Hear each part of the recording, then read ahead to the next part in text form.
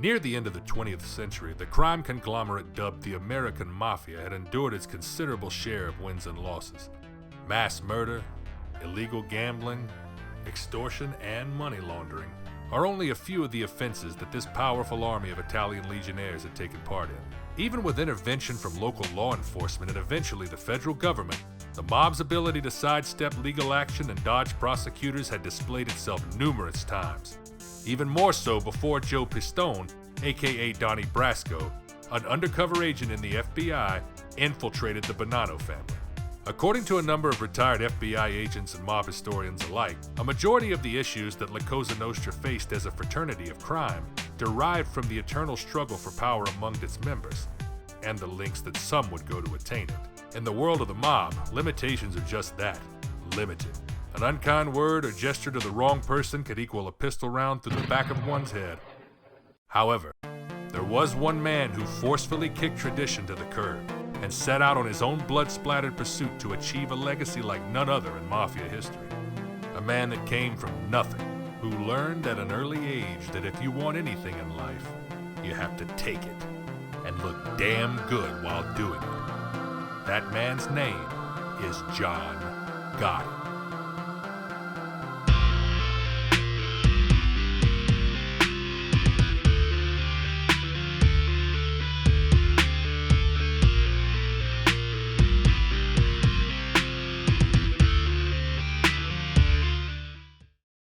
John Joseph Gotti Jr. had many titles during his time in the Mafia. Surprising and disheartening to many, Gotti had quite a strong presence within the public of New York in the late 80s and early 90s. That's right, a mob boss being cheered on by the citizens of New York. Why did he receive such adulation from everyone around him? Well, it could have been his $2,000 handmade suits that he never stepped out of his home without first putting on. It might have been his charm and exotic charisma that many outside of organized crime's culture found to be quite congenial and influential. At an early age in life, the mere mention of the name John Gotti was already making waves in the secret world of organized crime. Beginning his career at the preliminary rank of associate with the Gambino family, he accelerated upward through the ranks of the Mafia, attaining the titles of soldier, capo or captain, and ultimately the boss of the Gambino family, one of the 5 families within the commission of La Cosa Nostra. His ascension to the head of the family caused shockwaves to ripple on both sides of the law, with the death of acting family boss at the time, Paul Castellano, aka the Docile Don. Gotti was born on October 27, 1940 in the Bronx, New York. He was one of 12 other siblings, himself being the third of 7 sons. His father was a chronic gambler and the culprit behind many of his immediate family's financial troubles, and also a childhood below the family poverty line. It didn't take long for the allure of the lifestyles led by the neighborhood wise guys to catch Gotti's attention. He was immediately entranced by the extravagant and expensive clothing and automobiles that these men had. At 12 years old, Gotti was already breaking grounds with social circles within the mob. The anger that he felt toward his father's inability to provide only added fuel to the fires of conquest for the future mafioso. The neighborhood was quickly taking notes of his natural swagger and commanding presence, not to mention his easily visible affinity for violence. He would be reprimanded for bullying his classmates at Franklin K. Lane High School. At 14, he was getting his feet wet, and also smashed from attempting to steal a cement mixer from a construction site. While the theft was taking place, Gotti accidentally dropped the mixer on his toes, crushing them and giving him a limp that stuck with him for the rest of his days. Luckily for him, that limp would be his signature strut. He eventually made the decision to break ties with America's education system by dropping out at 18 and setting his sights on affairs more of the heart and wallet. It was during these youthful years that Gotti began running errands for a well-respected captain in the Gambino family named Carmine Fatico. Fatico served in this position under the La Cosa Nostra faction's head of family, Albert Anastasia. Anastasia had been a longtime hero and inspiration of Gotti, so it's no wonder why he was so eager to join the Gambinos from day one. While working as an associate for Fatico, Gotti was heavily involved with truck hijackings at John F. Kennedy International Airport, which at the time was simply named Idlewild Airport. Along with orchestrating these auto thefts with his brother Gene and friend Ruggiero, he also became friends with the future boss of the Bonanno family, Joseph Massino. Nicknames like Black John and Crazy Horse were given to Gotti, and these nicknames happened to drift into the earshot of Agnello Neil Della Croce. Soon, Delacroix would officially come face to face with his future pupil. Under Delacroix's tutelage, Gotti's knowledge of La Cosa Nostra and the underworld expanded dramatically. He regularly visited Delacroix's primary base of business, the Ravenite Social Club, still wowing people with insanely charismatic dialogue along with memorable mannerisms and tremendous style to complement. Gotti cemented his road on the fast track to success by essentially joining a street gang known as the Fulton Rockaway Boys. Their activities in New York's underworld included numerous car thefts and several murders. This was the proving grounds that would earn what the wise guys call your stripes. This means to become a made man, or officially be inducted into the family, complete with ceremony and ritualistic oaths. This also means you're bound to serve the family until one of two things happens, if either you're forced to take a trip to prison or to the morgue. In 1958, at a bar somewhere in Brooklyn, New York, Gotti met a girl named Victoria Di Giorgio, whom he began dating and continued the relationship for 4 years. They were officially pronounced Mr. and Mrs. Gotti on March 6, 1962.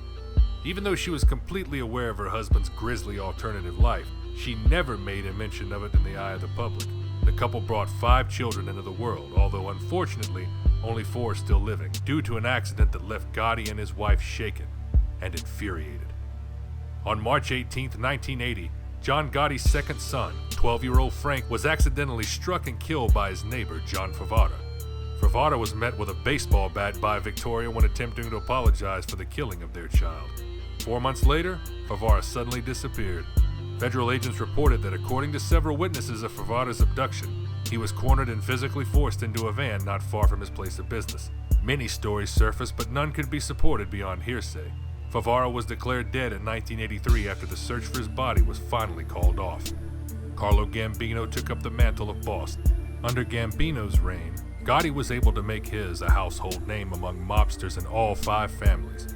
His skills were sharpened as he continued to take on tasks for the new Don. One of those tasks was the murder of a man named James McBratney, another connected man in the web of the Lower Side.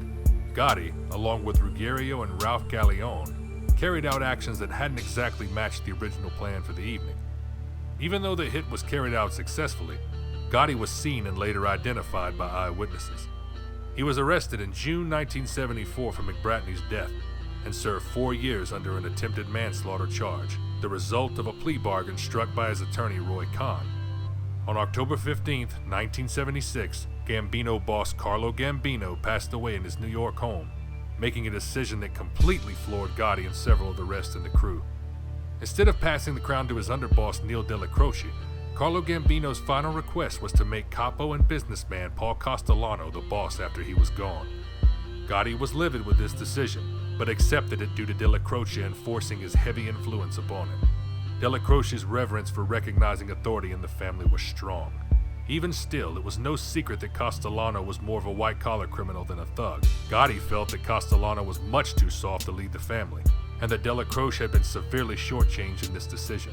In July of 1977, after doing 2 years in prison for the Gambino family, Gotti was finally summoned into a meeting where he was swore upon an old-age mafia vow of secrecy known as Omerta. Gotti saw a world of profit and power that existed for the sole purpose of his personal acquisition. He was immediately promoted to capo, which means he was now over a crew of men at his disposal. All of these men were well versed in Gotti's history, so there was no issue with respect in the crew. Running his own crew was like clockwork for Gotti. He still had Delacroix there to keep him on the straight and narrow as he excelled even higher.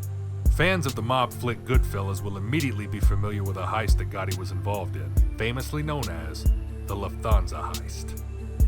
Playing an integral role in this mountainous Lucchese family caper that scored nearly $6 million in cash and jewels, John Gotti happily walked away with $200,000. This amount equated to be much more fiscally favorable than the 70s than today. In January of 1983, fate struck Gotti a hand of inadvertent fortune when Roy DeMeo, Castellano's main hitman, was found stuffed in the trunk of his car. DeMeo and his crew were Gotti's only formidable adversaries that could impede on a hostile takeover. Turns out, DeMeo was murdered by Castellano as punishment for mixing the boss up in Grand Theft Auto and a vicious murder outfit. After Gotti's brother Gene and friend Angelo were busted for trafficking heroin, Gotti stayed out of Castellano's reach and sight, hoping that the docile Don would worry with his own issues with the law than pay attention to his crew's actions. After that point, Gotti was charged with assault and robbery of a refrigerator mechanic, racketeering and feels the brunt of seeing his childhood friend Willie Boy Johnson be exposed as an FBI informant. On December 2nd, 1985, Neil Delacroce, Gotti's street teacher and underboss of the Gambinos, passes away after a hard-fought battle with cancer of the brain. Castellano pokes the tension dragon even further by immediately promoting made man Tommy Bellotti to underboss. Gotti is immediately infuriated. Delacroce's mediation between Castellano and Gotti now ceased to exist, and Castellano's absence from Delacroce's funeral drove Gotti over the edge. On December 15, 1985, Big Paul Castellano and his newly appointed underboss Tommy Bellotti are viciously gunned down outside of Paul's favorite steak eatery, Sparks' Steakhouse in Manhattan. Gotti is immediately the primary suspect after the stories cover newspapers everywhere. With Castellano out of the way, the decision becomes unanimous among the officers. John Gotti becomes the new boss of the Gambino family. Not one single inquiry was made about Castellano's hit.